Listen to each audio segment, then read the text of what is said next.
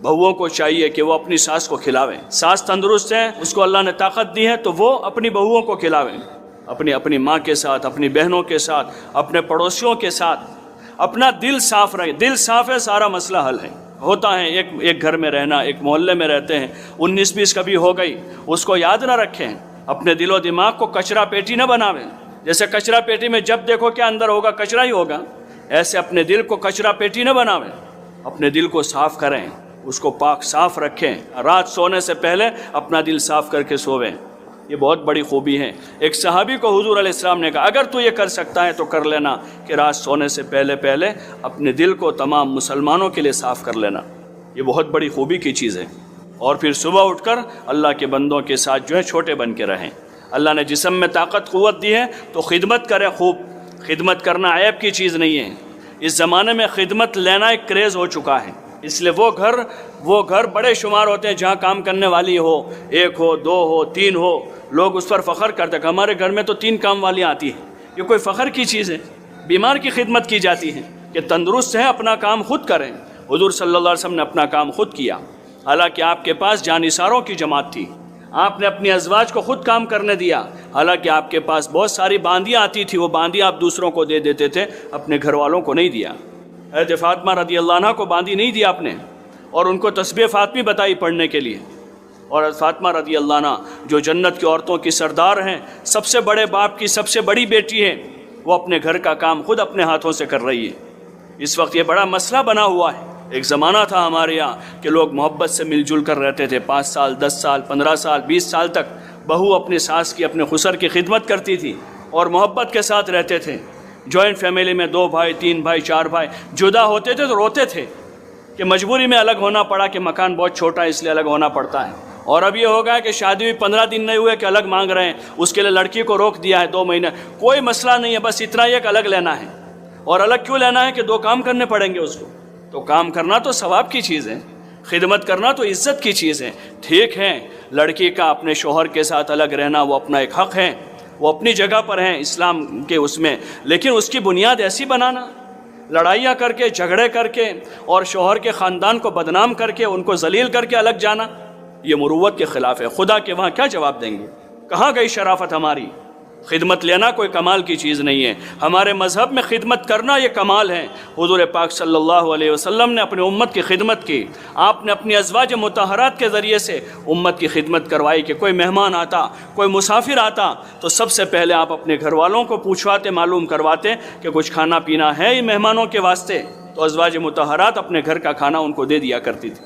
کوئی حاجت مند آ جاتا تو ازواج مطہرات اپنا کپڑا ان کو دے دیا کرتی تھی. اور خدمت کرتے تھے لوگ، اپنی جان سے بھی، اپنے مال سے بھی. خدمت لینا کوئی کمال کی چیز نہیں ہے. اللہ نے طاقت قوت دی ہے، اپنے کام خود کریں، اپنے گھر کا کام خود کریں. اس میں صحت ہے، تندرستی ہے، اس میں محتاج کی نہیں ہے. اپنی بیٹیوں کو نصیحت کریں کہ بیٹا 2 کام کرنے سے تم کمزور نہیں ہو جاؤ گی، بلکہ خدا تمہیں اس کا اجر دے گا. ہمارے نبی نے خدمت کی ہے. کام کرنے سے تم دبلی نہیں ہو جاؤ گی، بلکہ کام کر کے عزت ملے گی. 2 مسلمان کی اگر خدمت کا موقع ملے تو بیٹا خدمت ضرور کر لینا. اور پھر وہ خدمت تمہارے شوہر کے والدین کی ہو، جو تمہارے شوہر کے ذمہ اصل ہیں. ماں باپ کی خدمت اصل اولاد کے ذمہ ہوتی ہے. تو بیٹی کو کہہ کر رخصت کریں کہ بیٹا تمہارے شوہر کے ذمہ جو خدمت تمہارے شوہر کے والدین جو تمہارے ساس خسر بن کر ہوں گے وہ تمہارے والدین کی طرح ہیں. ان کے 2 کام کر لینا تو اس سے تمہاری عزت تمہارے شوہر کے دل میں بھی بڑھ جائے گی، اور اللہ کے وہاں تم کو اس کا اجر ملے گا. اپنی بیٹیوں کو نصیحت کریں. ہاں، باقی یہ فسادی ماحول کو زیادہ فروغ نہ دیں، ایسی تنگ ذہنیت پیدا نہ کریں، اور اپنے کام خود کرنے کی کوشش کریں. یہ جذبات پیدا ہوں گے صحابہ صحابیات کو پڑھنے سننے سے. اسی لیے گزارش ہے کہ حکایت صحابہ کو خوب پڑھیں. اجتماعی تعلیم میں بھی پڑھ کر سناویں اپنے بچیوں کو، اور انفرادی طور پر بھی کتاب کو اپنے سرہانے رکھیں. جہاں 5-10 منٹ کی فرصت ملے صحابہ کی زندگی کو پڑھیں، ازواج مطہرات کی زندگی کو پڑھیں، اور حضور صلی اللہ علیہ وسلم کی بیٹیاں حضرت فاطمہ، حضرت زینب، حضرت ام کلثوم اور رقیہ رضی اللہ تعالی عنہن اجمعین کی زندگیوں کو پڑھیں. ان کی نماز کیسی تھی، ان کا تقوی کیسا تھا، ان کا اللہ کے ساتھ تعلق کیسا تھا، ان کا راہ خدا میں خرچ کرنا کیسا تھا، ان کا پردہ کیسا تھا، اور ان کی خدمت کیسی تھی امت کی، کہ انہوں نے کیسے حضور کی امت کی خدمت کی. انہوں نے حضرت خدیجہ نے اپنا سارا مال لگا دیا. اور دیگر ازواج مطہرات نے اپنے، حالانکہ وہ اپنے گھروں کی بڑی بیٹیاں تھیں، بڑے بڑے باپ کی بیٹیاں تھیں. حضرت ابوبکر رضی اللہ عنہ کی بیٹی تھی حضرت عائشہ، حضرت حفصہ حضرت عمر کی بیٹی تھی، حضرت ام حبیبہ ابو سفیان ابن حرب کی بیٹی تھی جو مکہ کے بڑے سردار تھے، اور حضرت صفیہ جو تھے وہ یہودی سردار کی بیٹی تھی. ایسا نہیں تھا کہ غریب گھرانوں کی آئی تھی اس لیے انہوں نے فقر و فاقہ کی زندگی گزار لی، بلکہ وہ بڑے باپ کی بڑی بیٹیاں تھیں. ان کے جیسے باپ قیامت تک کسی کو نصیب نہیں ہو سکتے ہیں.